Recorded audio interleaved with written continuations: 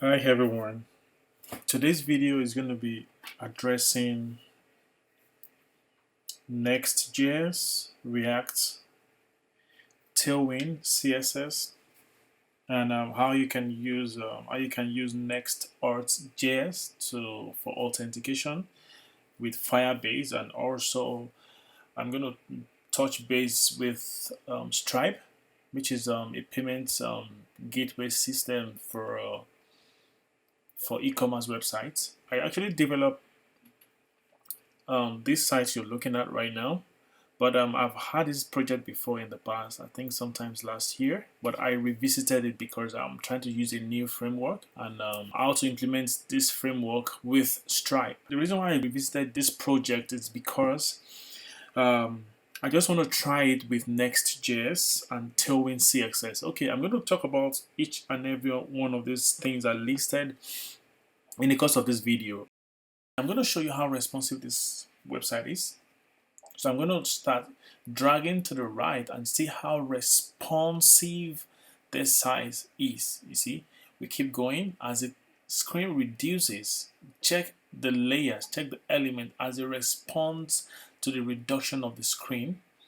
The scale to appropriate sizes. Now down to the mobile. I'm going to talk about Next.js.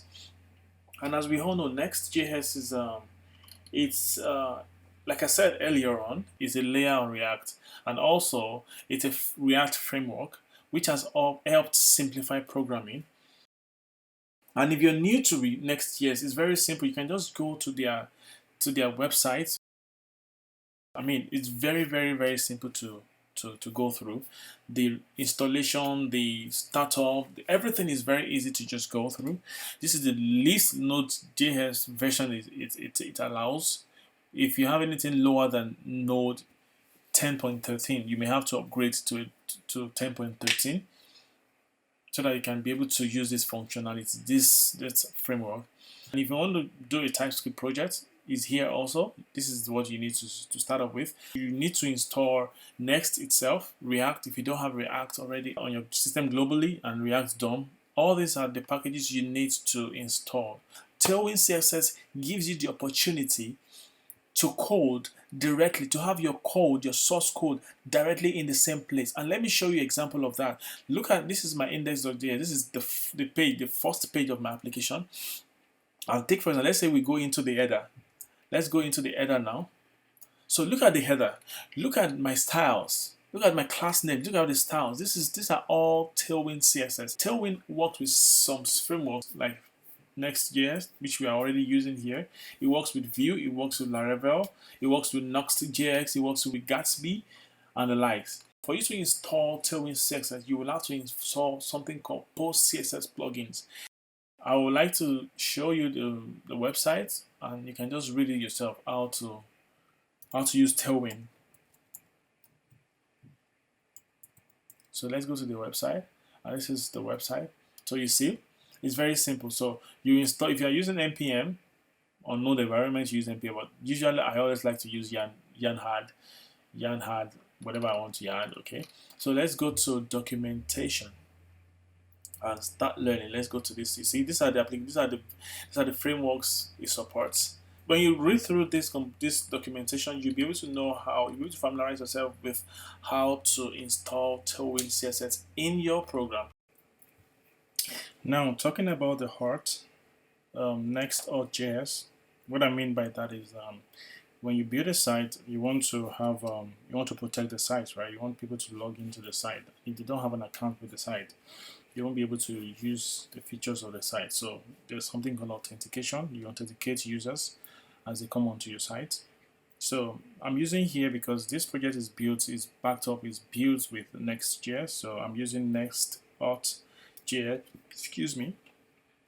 Next actually provides and it provides the opportunity to have an API within the project whereby you can actually utilize the functionality of Next.js. So let's take this off. We're done with CSS and the other one, the front end. So basically right now we're going to be talking more about backend that's embedded in Next.js. So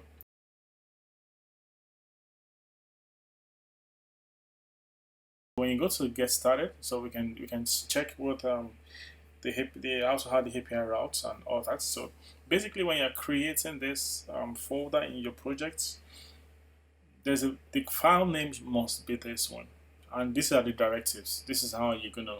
These are the directives. Follow these directives so that inside of your project there's a page folder. Inside of the page folder there's an API folder. Like I told you, it gives you the opportunity to have an API within your project. So this is the API folder and the auth folder. So inside of the auth folder, you now create this file. You create this file. And before you even go through that process, first and foremost, you have to install Next.auth. When you install the Next.auth, you'll be able to use all these components. You'll be able to use. Without that, you won't be able to have access to use it. So you have to install that in your project so to use that. So having said that, so we can actually use this template.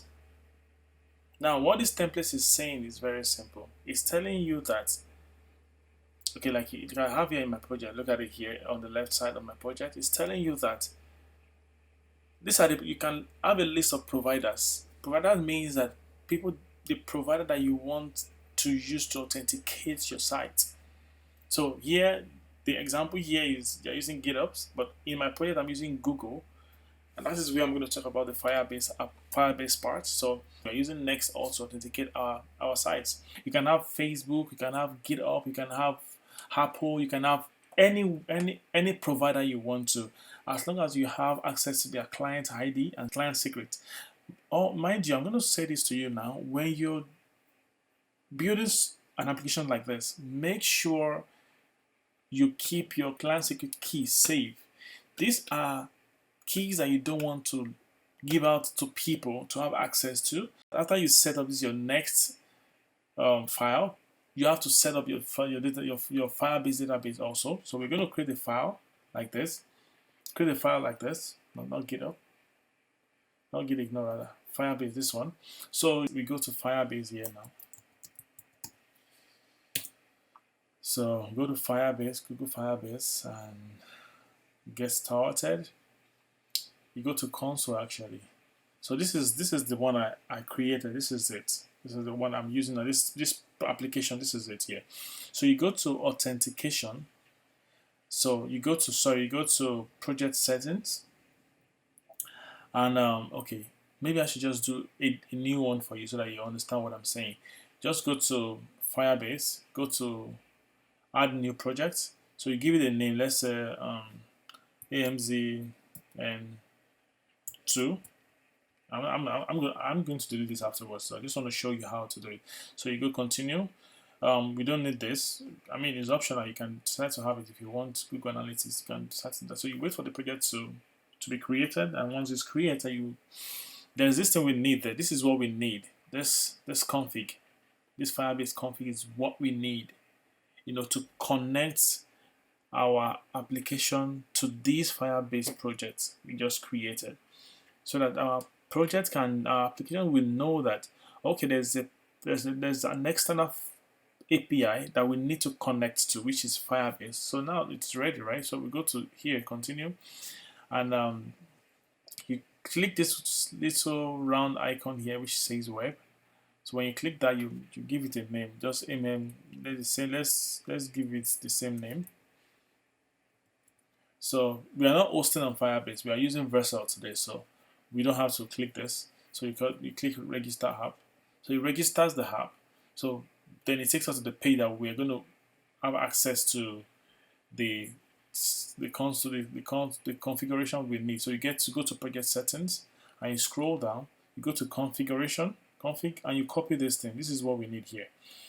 So once that is done, you go to authentication, and you get started. You go to, this is where I want to sign in method. Yeah, this one.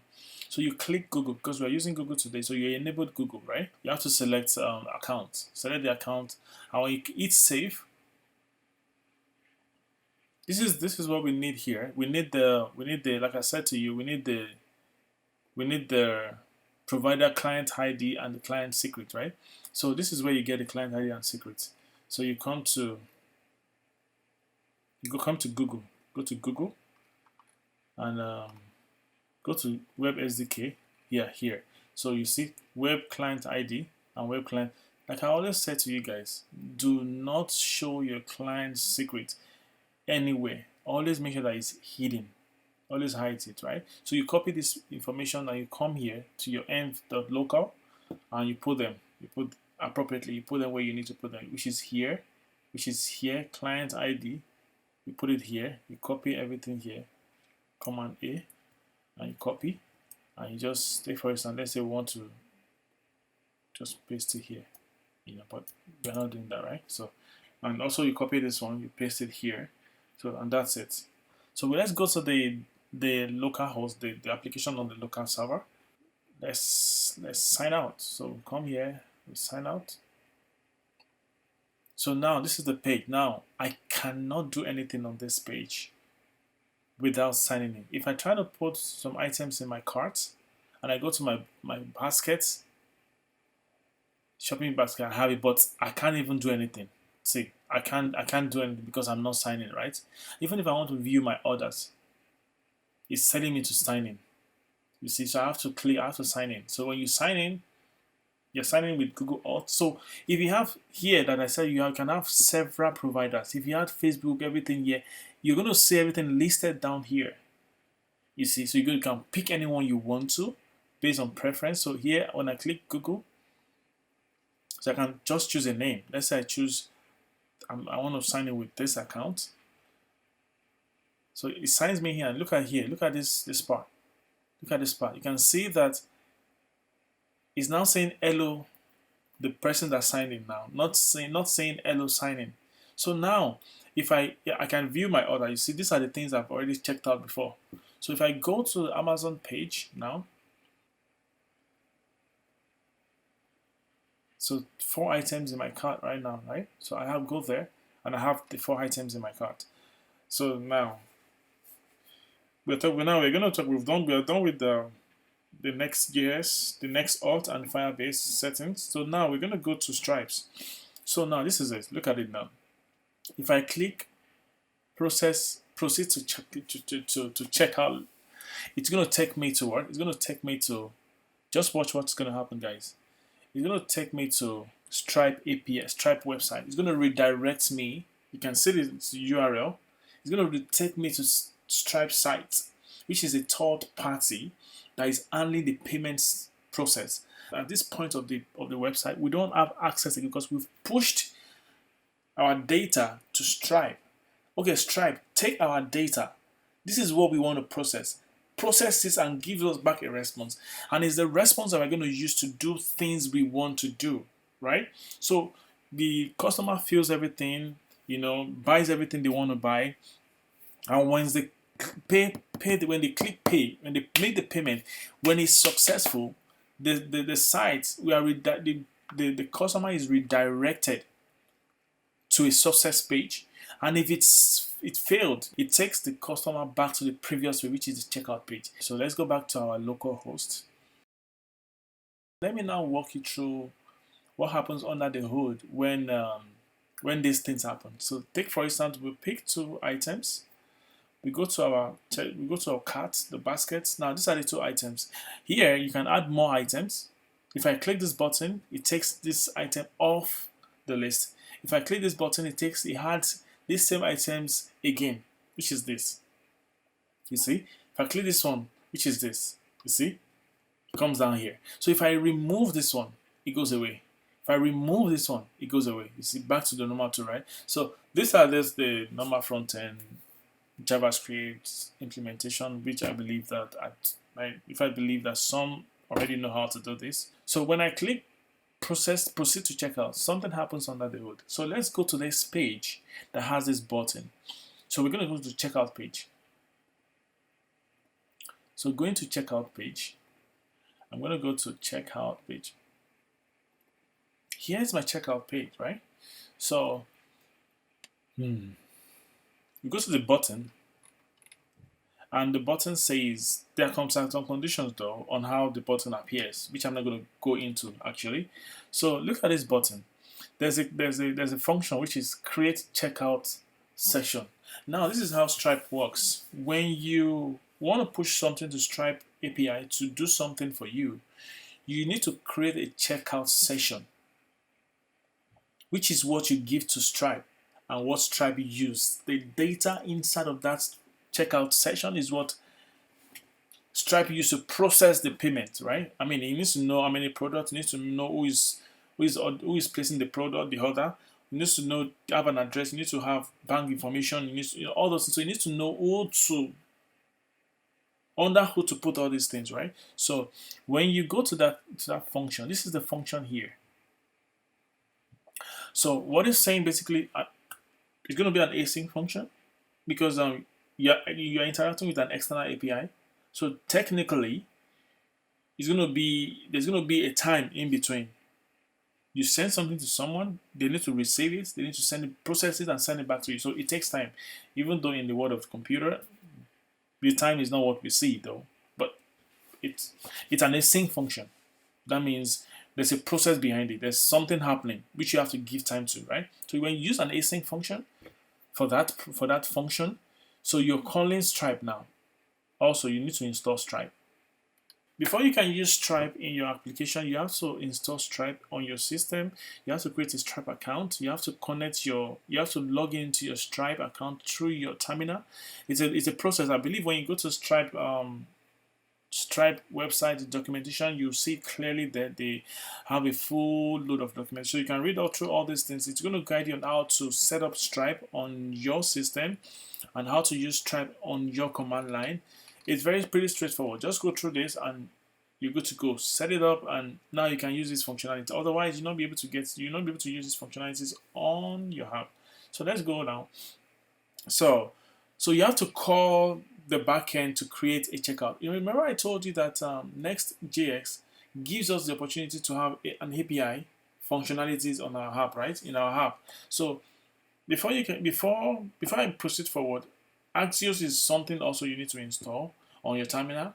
Axios from Axios, install Axios on your terminal, add Axios, and you go. So you install those dependencies. When you have that dependency, also beautiful. So when you are calling the backend to create a checkout section. So this is how you do it. This is my conventional way of writing it. Let me put it that way. So I create a constant. I call the constant checkout sections, right? Because remember that I'm making an async function to an external API to check out API to an external API, which is Stripe. I'm telling Stripe that I want to get something from you. So now I'm making a post request, and this is what I'm posting. And this is the API I'm referencing to. This is the API I'm referencing to, which is in my application. Look at it here. We have API, and I have create checkouts. This one. So I'm referencing to this plan. This is the backend. So in my checkout, in my front end page now, I have this button that when I click, it calls the backend. And this is the backend.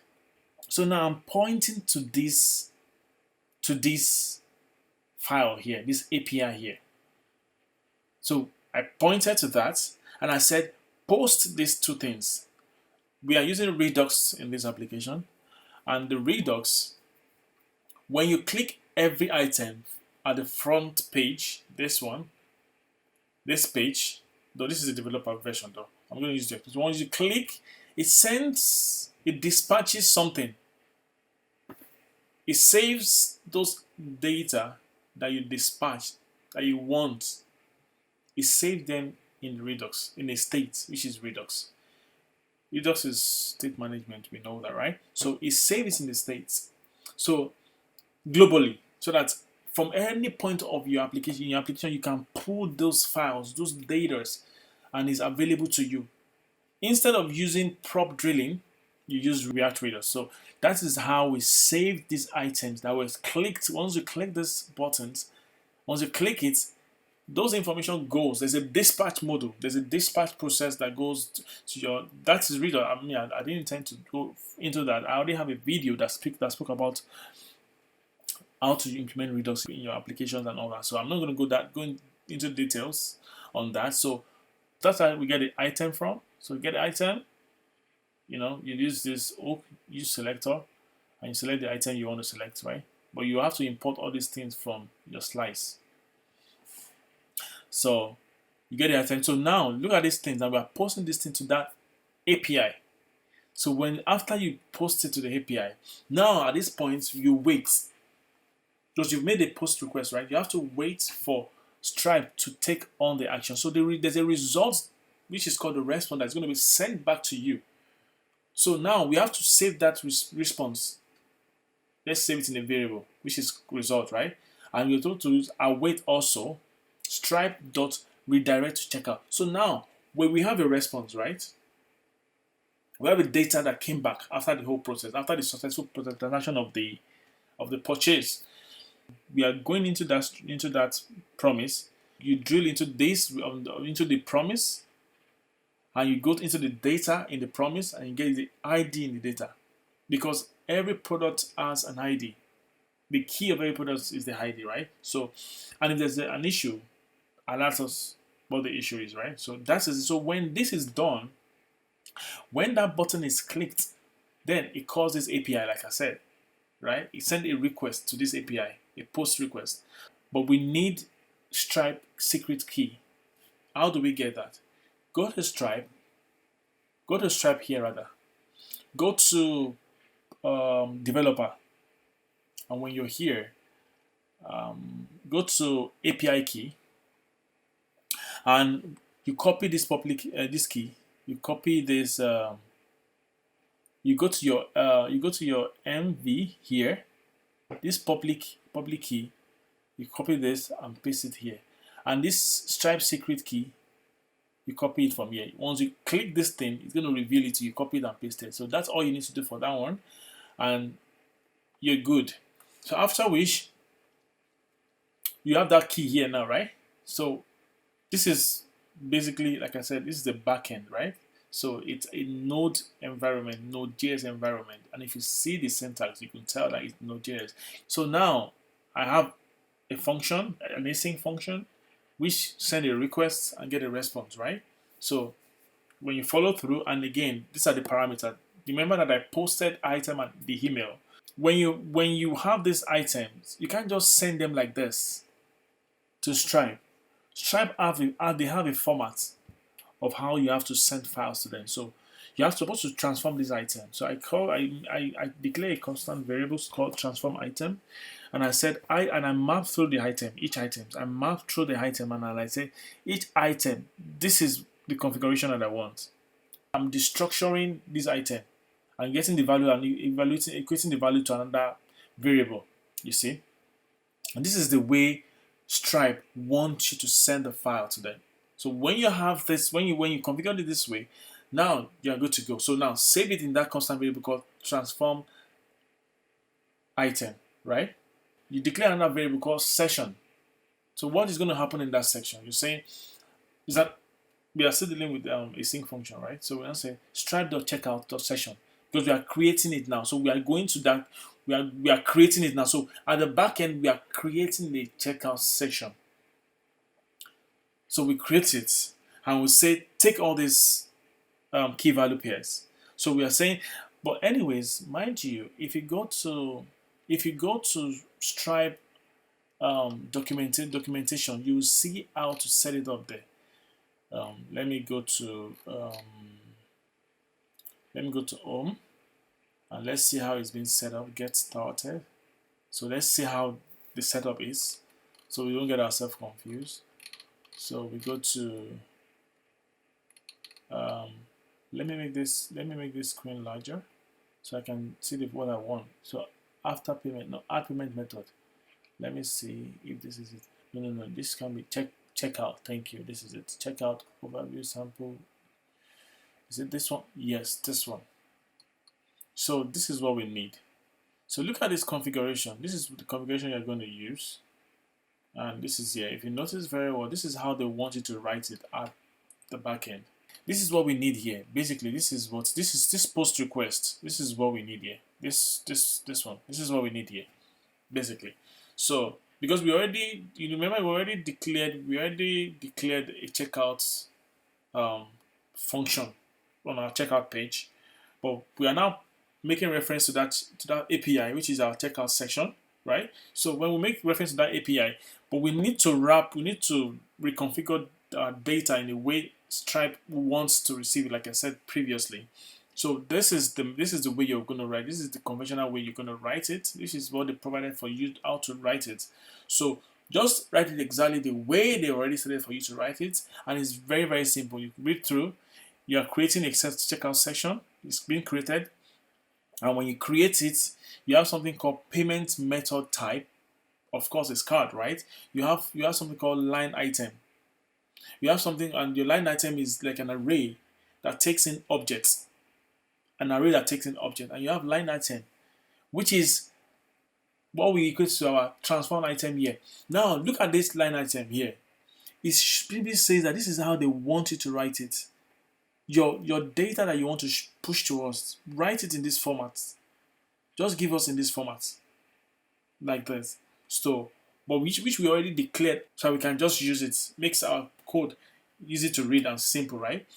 So once you have that, you're good to go. So the next is your mode is payment mode, right? Your success URL now. So when that payment is finally made, where do you want us try to push your customer? Push them to this URL. But now you yourself have to now create this URL so you can push your customer at the point of successful process. Push them to that URL. So we're going to create this URL. So now look at how the URL is being configured. Process.end.host. Remember that in our end file we have host here, right? But when it's being deployed, you have to change this host name, host URL. But I'm going to show you that afterwards in deployment. Yeah, I'm going to show you afterwards. So that is what. So you're pointing to env document, right? Process.env, and it goes to the hem file, and it tries to locate your host variable slash. It's going to take that URL of the host variable, and it's going to slash a success page, which is going to create this page. But if it cancels, you go to that same host and you go to return back to checkout page. Basically, when you push your Next.js application, when you push the customer to the Stripe page, something happened. Now,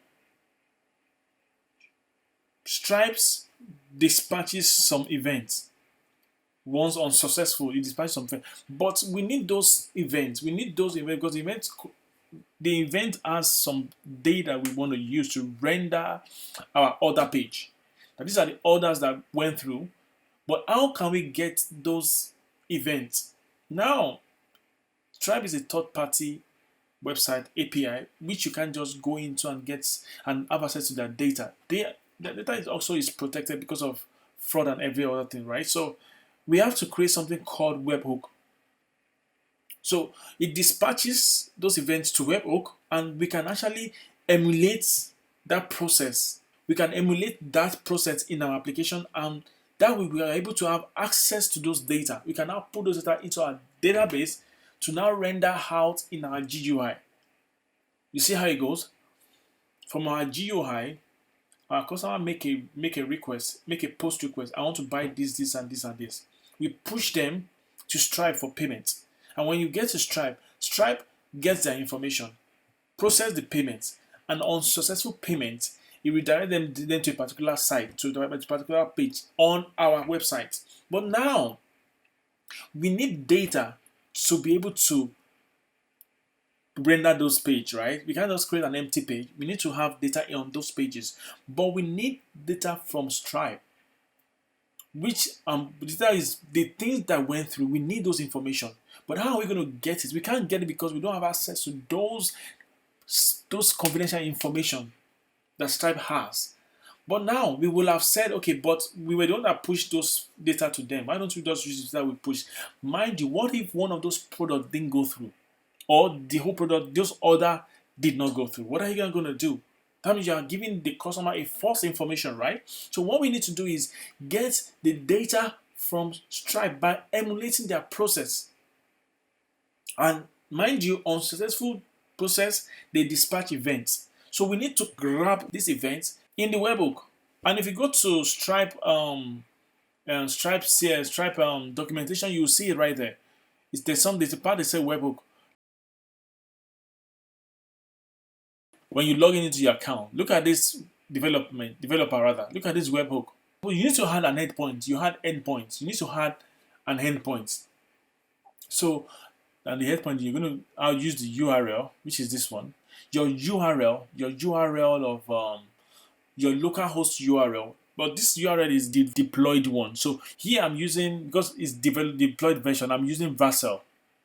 Okay, I'm using Vercel here. But if you have not developed it, you would have used localhost 3000 here, and you now have /API/webhook. So that means you now have to create webhook inside of your API folder. That is your page folder that has an API folder that will now have a webhook.js, because it's going to redirect to that endpoint afterwards.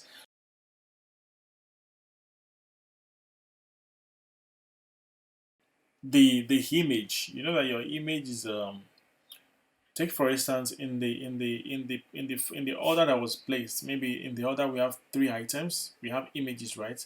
The email address of the order is constant. It's just one variable, right? It's just one variable, which is the email address of the person. But the product that you order, maybe you have 3, 4, 5, 6, 7, 8, 9, 10 products, right? So it's going to be an array of products, right? An array of images, an array of products, right? An array of items, rather. So, but the items are in object. Each item are in object format, right? So we need to loop. You need to stringify those information. You need to stringify those information.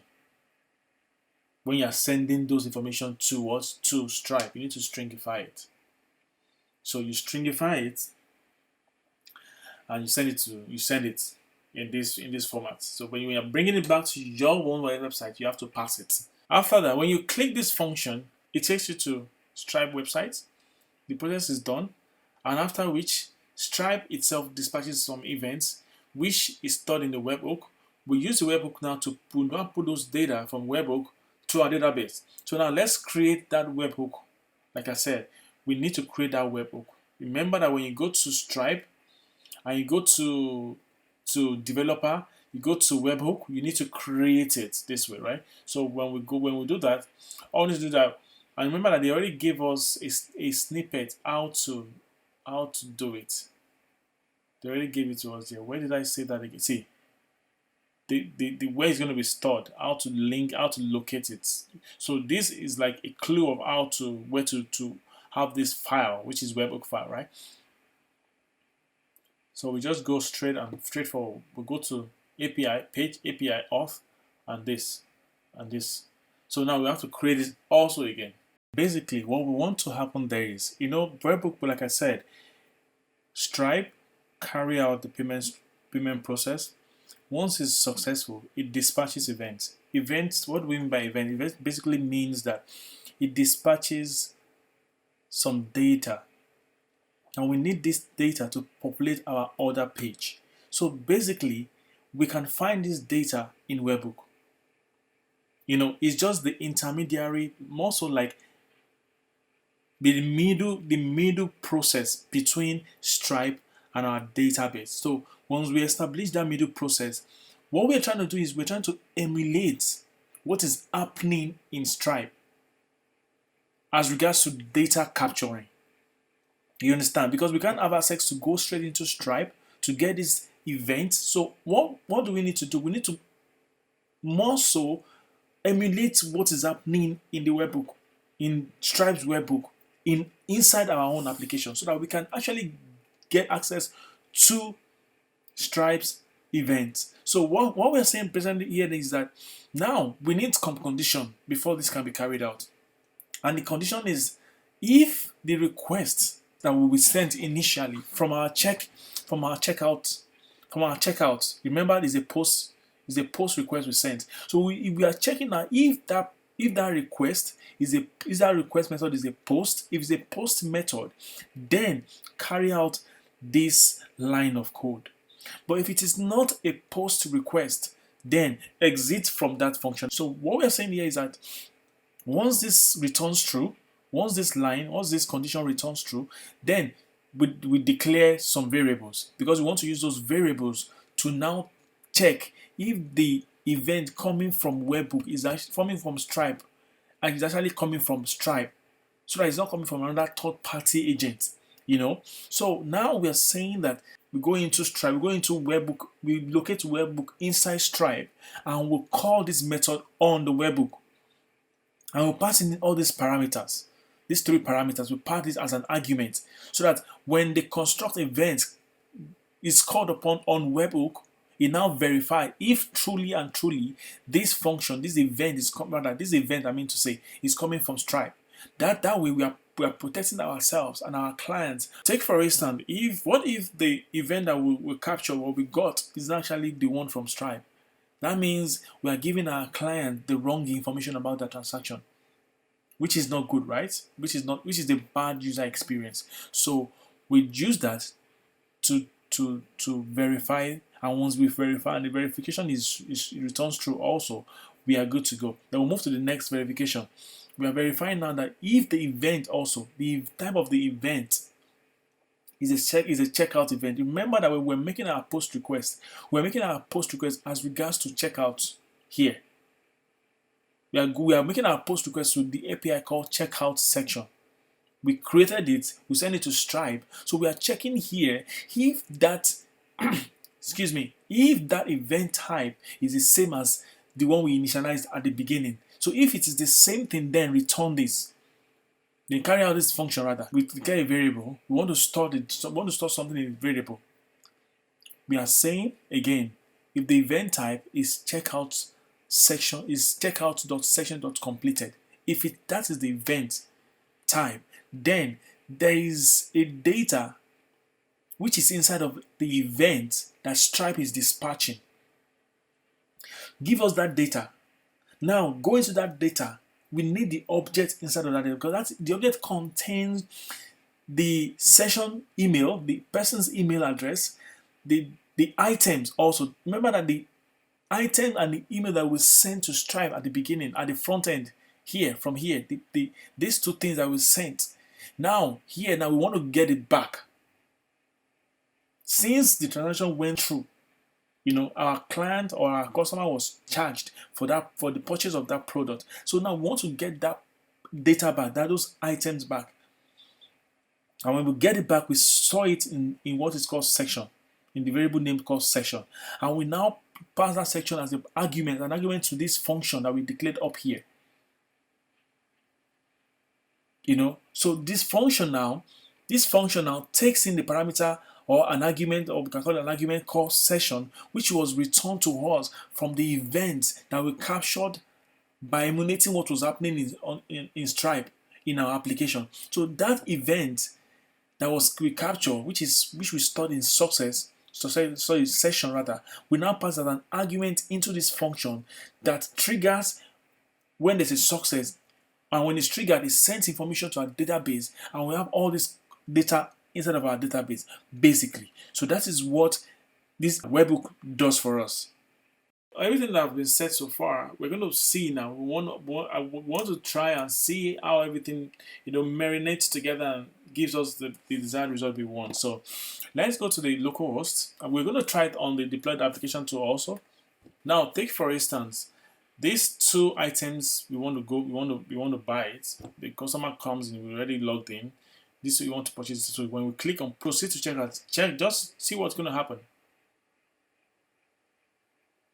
You see, now this is Stripe, right? Now look at this terminal. It said payment intent.created. Look at this part also. API.create checkout section. Now it has created checkout section. So now when we put the information here, let's say this person is the one buying, and we'll say the shipping address. Let's just say A, or let's say P. Just put anything random. Just put anything random. Let's just say P. P. Just put anything around. And here, just let's use this conventional card number, credit card number that you use to test your application. Let's say 4242424242424242, and you go to, let's say 424. You go to, sorry, you go to 42. And now, this is the moment of truth. If everything we've written is our source code is correct, we're going to know here. And if it's not correct, you're going to see on the terminal what actually went wrong. But let's cross our fingers and hope nothing goes wrong. So once I click this page, what I expect to happen is it will take me to a page that says my orders has been placed and you've charged my account, my card on that note. So let's see. So it goes on processing. See what's happening in our terminal. We're getting feeds, right? We're getting feedbacks. Look at it. Now it's saying here order, this order number.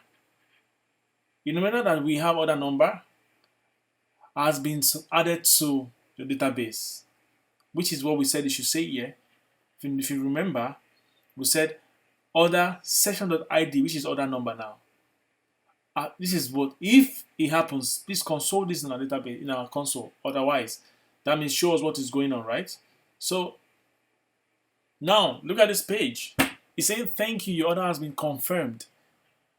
And you know, you can actually configure this based on how you want it. And if I click this page, this button, it should take me to the page that shows the orders I just purchased.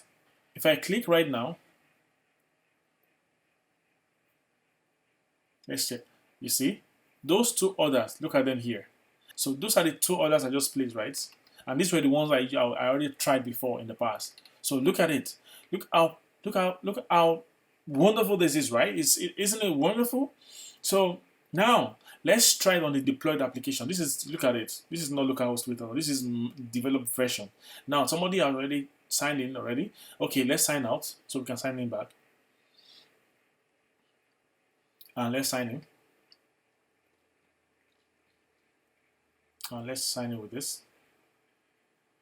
So now there's a sign in personnel. So then there's a section.